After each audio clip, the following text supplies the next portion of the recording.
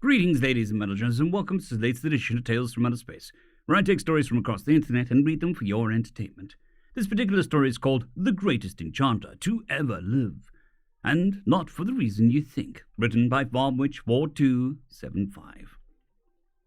The usual market bustles, a stark contrast from the norm. Sounds of yelling merchants drowned out by the sounds of wizard familiars. Random incantations, and the clanking of staves and wands against the sun-baked cobblestone. The Wizardry Festival was in full swing this year.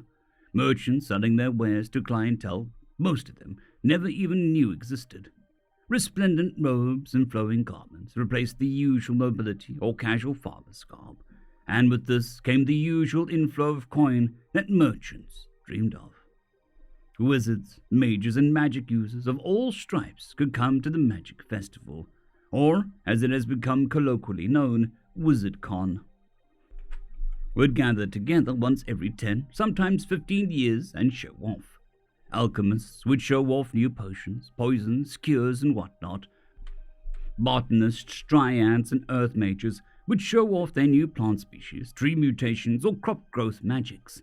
Elemental mages would show off their abilities in a grand arena, demonstrating their control of the elements.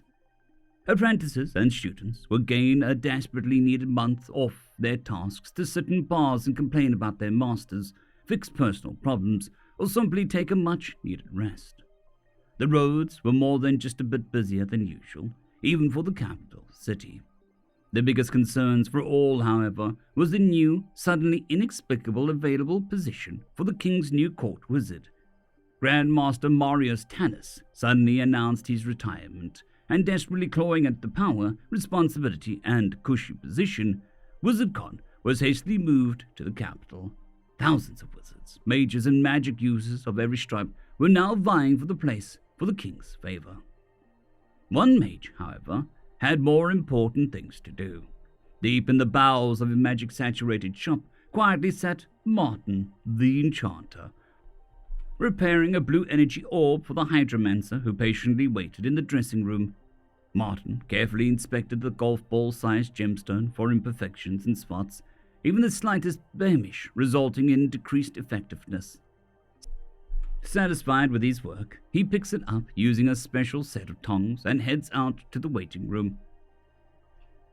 "Here you are, Master Jahai. All fixed. Pain in the ass, this one. What the hell did you do to it? That cracked like that?" Martin asked as he offered the orb to its owner.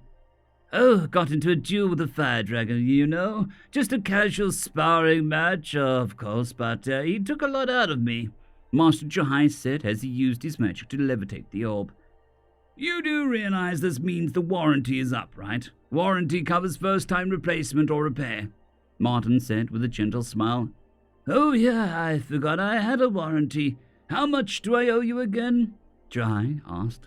"1 gold coin. Warranty took off 90% of the repair and replacement costs. But remember, next time you pay in full," Martin said with a chuckle.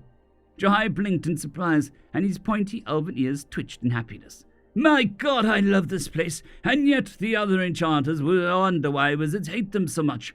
Please excuse me. Don't you look now," Jahai said. Master Jahai accusingly wagged his finger at the others as he disappeared behind a changing screen. A gentle flash of bluish light blasted from behind the changing screen, and he reappeared moments later with a magical orb now safely perched atop his wizard's staff. "Oh, yes, that feels so much better. No longer feel naked. Here you go." Jahai smiled and procured a gold coin from his pocket, handing it over to Martin. "Pleasure doing business with you, sir. Have a lovely day," Martin replied with a smile. Martin returned to his work and decided to dabble a bit more in some obscure enchanting texts. His work, however, was stopped dead in its tracks when a mage, clearly agitated and highly disturbed, charged in the door and grabbed Martin by his collar. He brandished an odd-looking major staff with a pink gem, looking like a gnarled stick from a recently felled tree at him. May I help you?" Martin asked, sweating nervously. "What dark evil magic have you created, you crazy bastard? What is this thing?" she growled at him. "Oh, Ilaria, I remember. You took that to a test out the enchantment on it. What happened?" Martin asked, recognizing the agitated scowl of the local Mages Guild porter. Ilaria frantically shook him from his shopkeeper's days, then she pulled him from behind his counter and slammed him on the ground. "Don't toy with me! What evil did you create?" "Calm down, woman, please. For the mist's sake, could you stop throwing me around and actually tell me what's going on?" Martin yelled back at her as two adventurers from the guild stepped in the door to check the commotion. This strange staff you had me test, Paladin Eric the Brave." "Oh boy, here we go," Martin replied with an eye roll. She scowled at him and yelled even now. "Pay attention, damn it," she squealed. The adventurers hastily stood between the Enchanter and the mage, knowing how magic users with temper tantrums can be a bit bothersome. "Calm down, woman. What is going on?" one adventurer said as he helped poor Martin off the floor. This... One adventurer drew his sword, forcing Ilaria to calm the hell down. She took a deep breath and centered herself. "This Enchanter has been dabbling in some truly dark and disturbing magic. The enchantment on this this staff, this is the most dangerous thing I've ever touched in my life. I demand to know what the enchantment on this thing is," she yelled angrily. Okay. Whoa. What happened? No, seriously, calm the hell down and tell me what happened," Martin said, holding his hands out in a calming manner. She took a deep breath. "Sir Eric the Brave had been attempting to bed me for months. The stupid prat wouldn't leave me alone, even going so far as to force me to involve the guild in my personal issue in order to stop his advances. Finally, I had enough and I smacked him with this thing," she yelled and tossed the stick at Martin. "I see, and that is bad how?" the adventurers asked. He stopped. He was trying to touch me, and I smacked him. He suddenly stopped following me, dropped to his knees, and calmly told me what he did was wrong and apologized, then calmly walked away like a zombie. "This is mind control magic," she yelled. "Wait, what?" Martin said as he looked at the stick. Martin ignored the preceding rant and moved back to his desk when the staff to inspect it. He used the tongs, still being verbally assaulted by the panicked Ilaria, and carefully removed the gem to figure out what was in it. He didn't see much except for an inscription written on the mage's language, revealed by his sage class, a magnifying glass used by enchanters to fix magic gemstones. That's, okay, Martin said to himself despite Ilaria screeching. Martin returned the gemstone to its place on the staff and stood up. "And I want this man arrested." Bonk. Martin deftly swung the stick onto Ilaria's head, resulting in a comical coconut bonk noise. Ilaria was taken by surprise and stumbled back into a shelf of scrolls and stood there dazed for a few seconds. She looked around her, rubbed her forehead and groaned, and then spoke in a calm, entirely uncharacteristic note of peacefulness. "I'm sorry about my behavior. It was entirely unwarranted.